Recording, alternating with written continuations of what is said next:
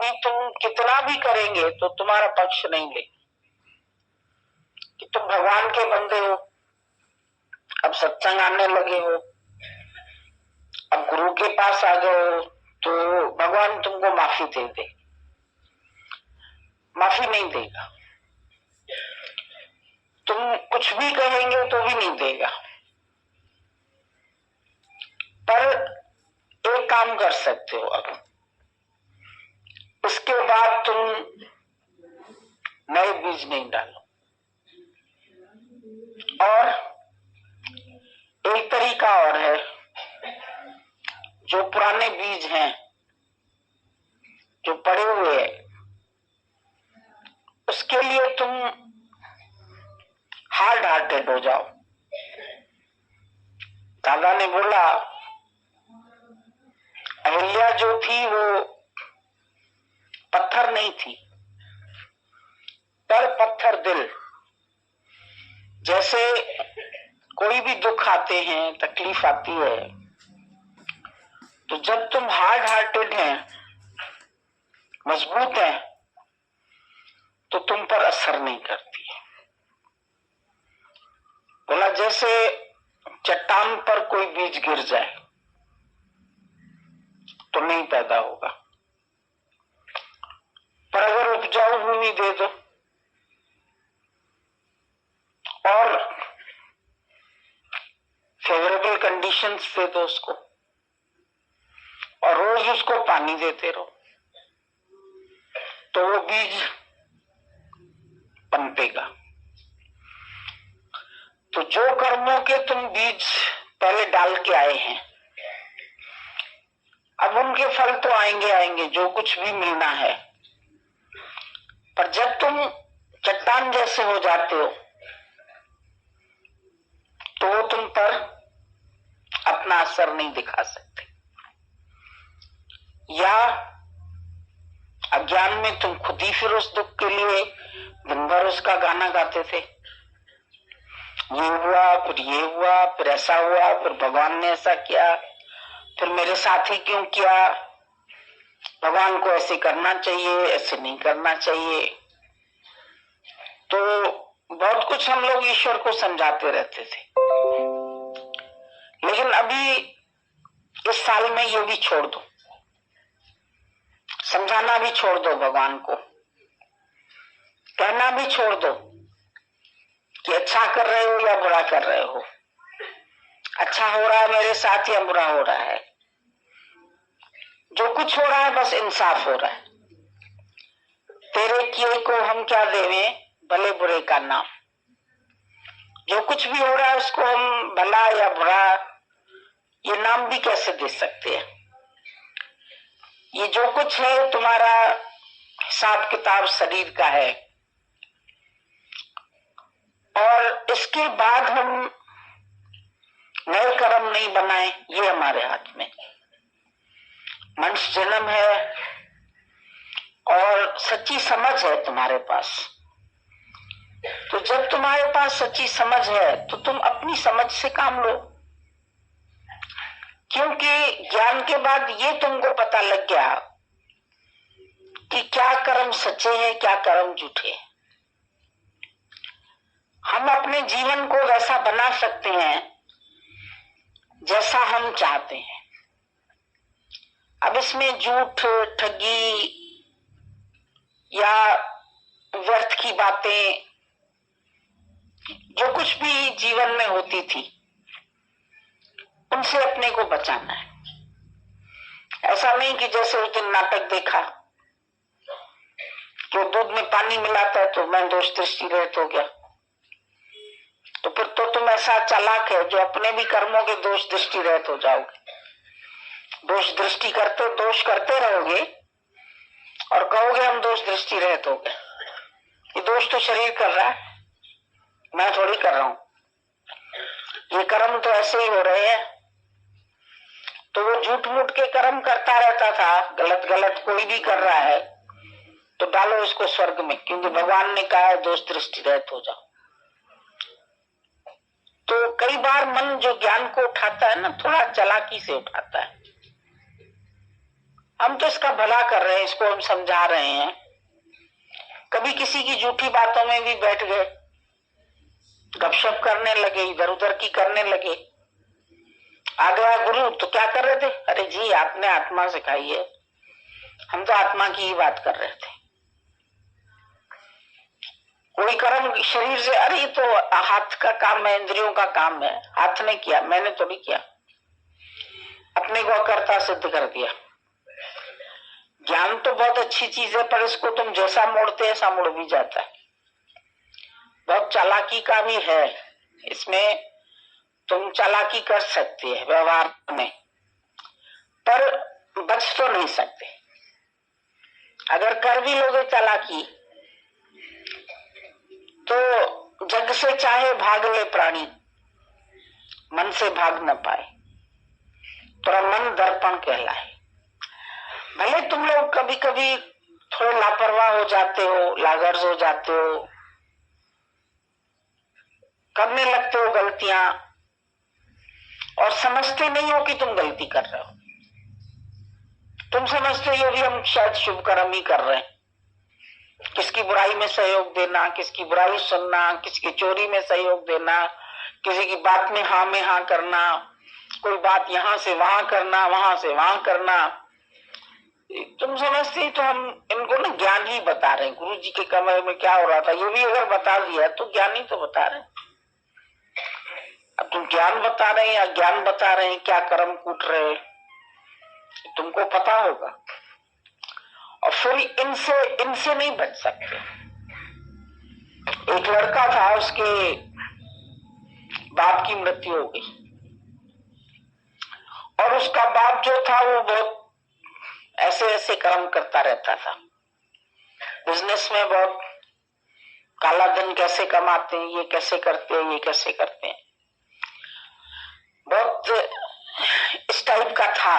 अब बेटा सोच रहा है कि चलो मैं इनसे पीछे दान पुण्य करवा लेता हूँ, पंडितों को दे देता हूँ, जो उनका धन था वो किसी तरह मैं अपने बाप के कर्मों का हिसाब किताब करके उनको सही करवा देता हूं। जैसे तुम लोगों का कभी बच्चा कोई फेल होता है ना, तो तुम लोग मास्टर जी को पैसा वैसा दे करके भैया किसी तरह इसको तुम पास कर दो। चने खिला के, रिश्वत खिला के नौकरी मिल गई, रिश्वत खिला के डॉक्टरी पढ़ ली। अब वो डॉक्टरी किसी को मार देगी तो पता ही नहीं चलेगा, क्योंकि डॉक्टर तो खाली उसने डिग्री ले ली, पढ़ा तो नहीं, न प्रैक्टिकल किया न पढ़ा, तो वो इलाज कैसे करेगा किसी का? उल्टी सीधी दवाइयां दे देगा और उस दवाइयों का क्या उपयोग होगा? अगला मृत्यु में चला जाएगा। तो चाहे तुम्हारे मृत्यु के बाद कोई श्राद्ध भी खिला दे, तुम जो पैसा जोड़ के जाओ उससे अच्छे कर्म करने लगे। कई बार ऐसा भी होता है कि हम लोग सोचते हैं हराम के पैसे में हलाल का मसाला डाल दो तो पैसा भी हलाल का हो जाएगा, तो ऐसा होता नहीं है। लोग ऐसा करते हैं। दादा कहते थे तुम बोलते भगवान हमने किए हैं पाप, तुम करो माफ, तो चलेगा नहीं, मेरे अवगुण चित्त न धरो। हालांकि इस भजन को लोग बहुत अच्छे से गाते हैं कि पारस संतर नहीं जाने कंचन करत खरो, प्रभु मोरे अवगुण चित्त न धरो। पर दादाजी कहते थे ये प्रेयर हम नहीं सिखाएंगे तुमको, क्योंकि अगर अवगुण चित्त नहीं धरेगा तो तुम्हारे पाप बढ़ जाएंगे। और अगर गुरु भी तुमको तुम्हारी गलती नहीं बताएगा, डरेगा कि अगर इसको बताएंगे तो इसको मन आ जाएगा, तो चुप हो जाए समझो, तो ये तुम्हारे लिए हानिकारक होगा।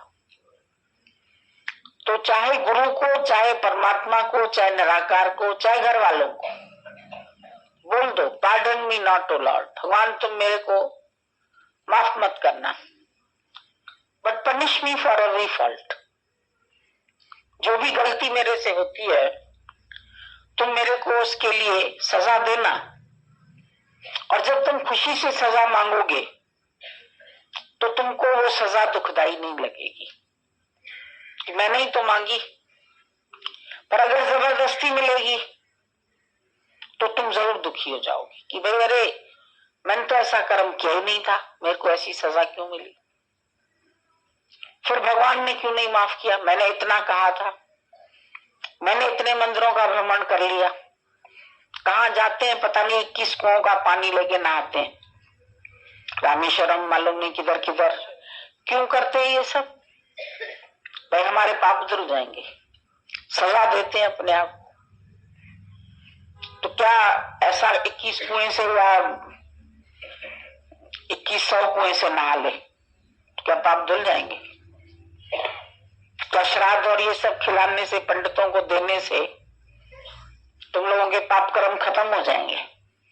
दादाजी कहते थे जो सच की तुम्हारी कमाई है या जो तुम्हारा सच्चा पैसा है उसका फल अलग मिलेगा, सच्चे कर्म है, अच्छे कर्म है, उसका फल अलग मिलेगा। और जो तुम्हारे गलत कर्म है, चाहे अनजाने में भी करते हो, चाहे भूले से भी करते हो, चाहे कहते हो गया, चाहे कहते हो फलाने ने करवा दिया, मैं तो नहीं कर रहा था लेकिन उसने करवा दिया, तो तुम सावधान क्यों नहीं थे? तुमने उस कर्म को रोका क्यों नहीं? तुमने उसको चुप क्यों नहीं कराया? तुमने उसकी हाँ में हाँ क्यों मिलाई? सावधानी चाहिए। कर्म की सावधानी तीसरे अध्याय में भगवान ने बताई, दूसरे कर्म में ज्ञान बताया अध्याय में, लेकिन तीसरे में ही उसने कर्म की तुमको बात भी बताई है कि कर्म तुम्हारे द्वारा हो तो कैसे हो। भले अकर्ता भाव है पर अकर्ता भाव में भी सुजागी तो होनी चाहिए तुम्हें। कई बार हम लोग बोलते हैं ज्ञान से मैं थोड़ी करता हूं, आत्मा तो करता है। गीता में भी भगवान ने बोला कर्तापना नहीं कबूल करना। इसका मतलब ये तो नहीं है कि तुम जैसे भी कर्म कर लो और तुम कर्तापन कबूल न करो। तुम्हारे एक एक कर्म का हिसाब किताब तुम्हारा अंतःकरण लिखता रहता है। तुम जग से भाग सकते हो, मन से नहीं भाग सकते। अंदर जो गुप्त में चित्र बन रहे हैं, चाहे वाणी की चालाकी से, चाहे अपने से भी तुम सोचो मैं छिपा के कर रहा हूं, किसी से छिपा के कर रहा हूं, मन से करो, वाणी से करो, चाहे शरीर से करो, कर्म का फल मिलके ही रहेगा। अगर तुमने किसी को गलत शब्द कहा, तुम्हारा चैन खत्म हो जाएगा, इधर से खत्म हो जाएगा। गलत कर्म किया, छुपते फिरोगे, कहीं पता न चल जाए किसी को। एक पैसा भी किसी का तुमने हजम कर लिया झूठ में, हजम होगा नहीं, वो फल कभी न कभी निकलेगा। बचपन में हम लोग कहानी पढ़ते थे कि कैसे एक औरत जाती थी दूसरे गांव में दूध बेचने के लिए, और वो आधा पानी गंगा जी का डाल देती थी उसमें दूध में, और बांध की आती थी सब जगह। तो एक दिन जब उसको पैसे मिले, पेमेंट मिली थी दूध की, महीना पूरा हुआ, हर महीने लोग देते थे, तो वो पैसे की पोटली लेकर के पेड़ के नीचे लेटी थी, पोटली ले गया बंदर। बचपन की कहानी थी। और ये माई बेचारी रोने लगी, मेरे पूरे महीने की कमाई, और देखो ये बंदर जो है उठा के लेके गया। तो बंदर क्या कर रहा था, वो एक पैसा डाले उसका नदी में, एक बाहर फेंक दे, एक पानी में एक बाहर।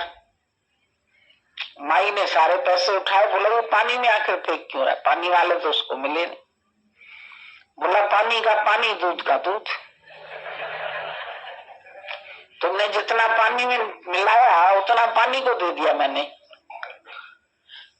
तो वानर भी राम का भक्त था ना बेचारा, तो उसने भी इंसाफ कर दिया।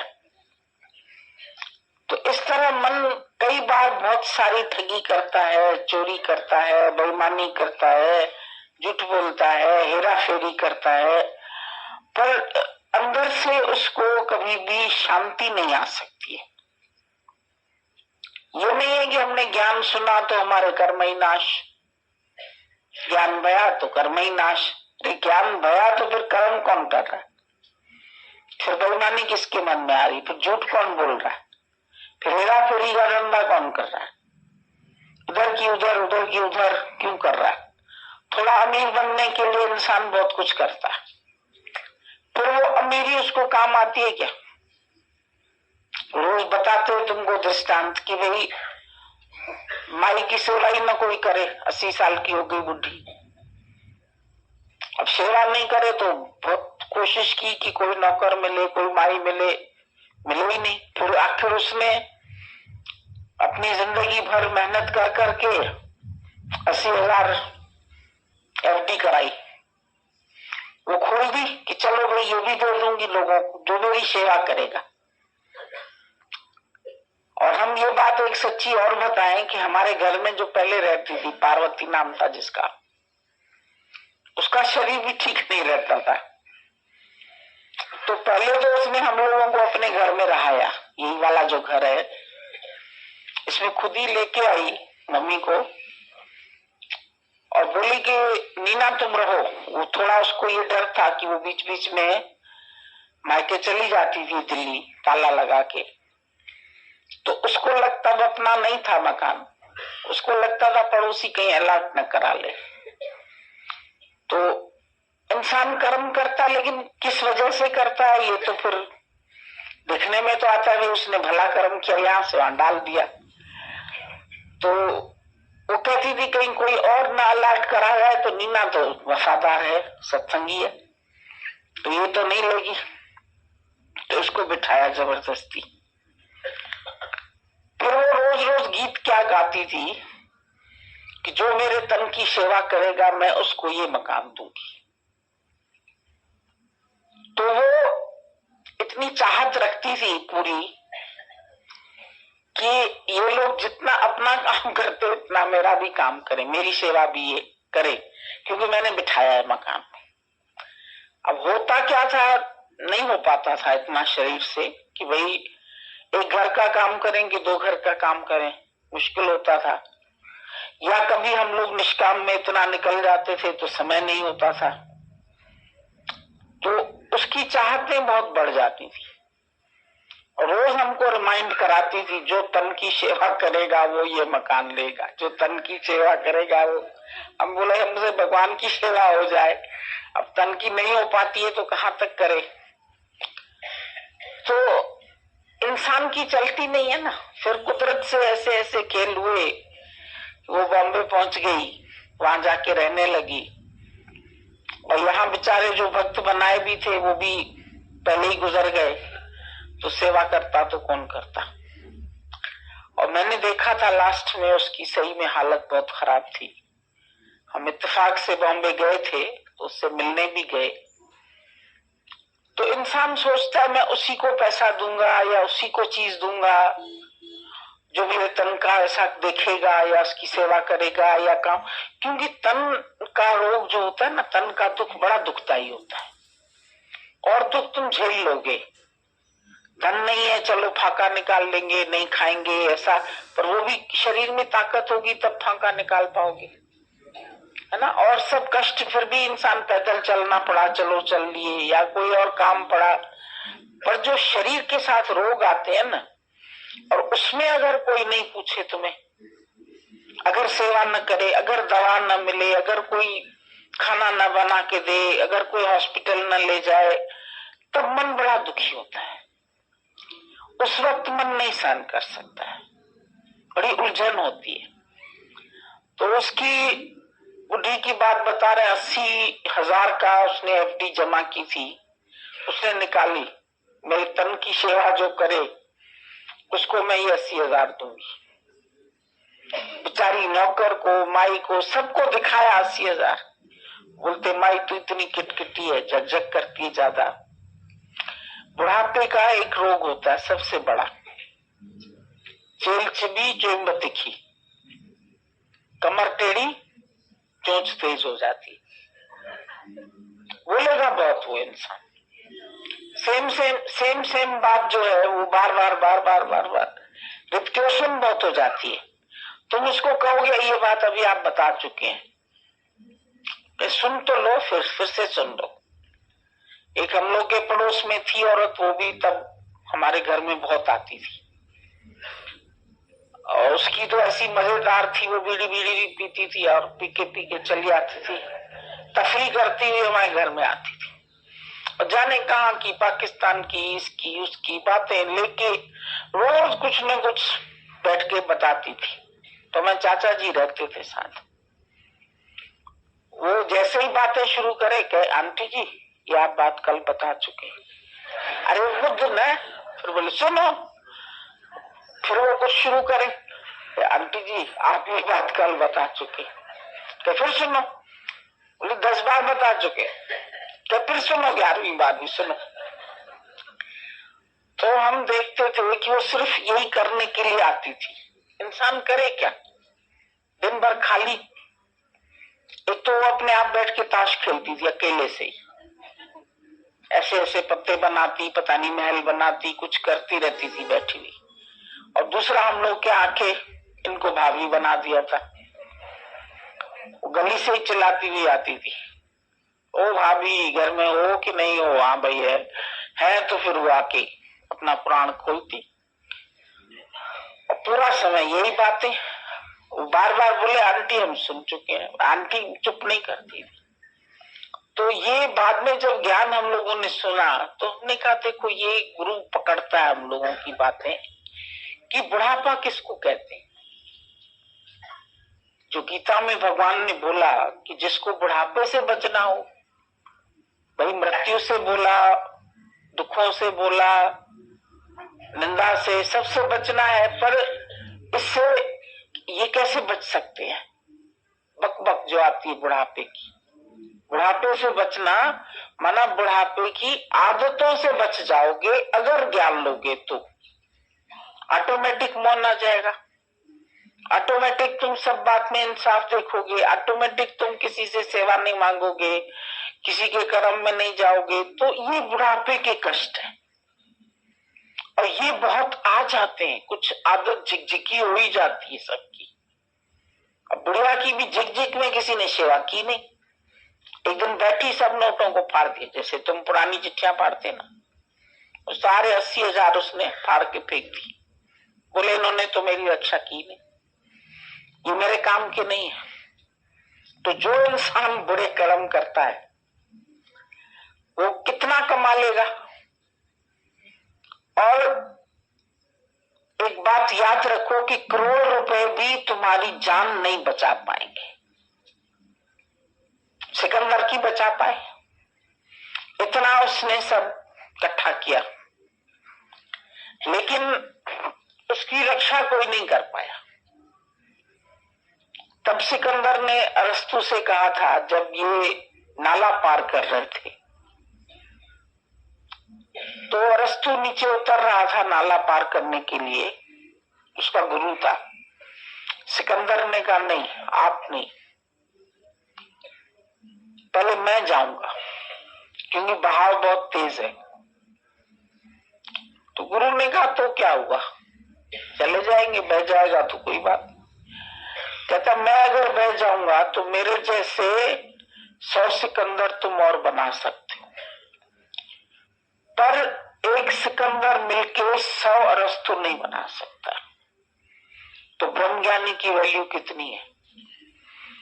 करोड़पति सिकंदर आ जाए, 100 आ जाए, 1000 आ जाए, एक गुरु जैसा बना सकता है कोई? तो गुरु की वैल्यू कितनी हो गई? समझो वो वर्ल्ड को जीत रहा है, और ऐसे वर्ल्ड को जीतने वाले 1000 राजा आ जाएं और एक को ब्रह्मज्ञानी बना के दिखाए। और आज ये देखो गुरु की मेहनत, एक एक को ऐसा बनाना, ये गुरु की मेहनत है। वो मेहनत करके तुमको बना सकता है, वो सिकंदर से अरस्तु कर सकता है तुम्हें।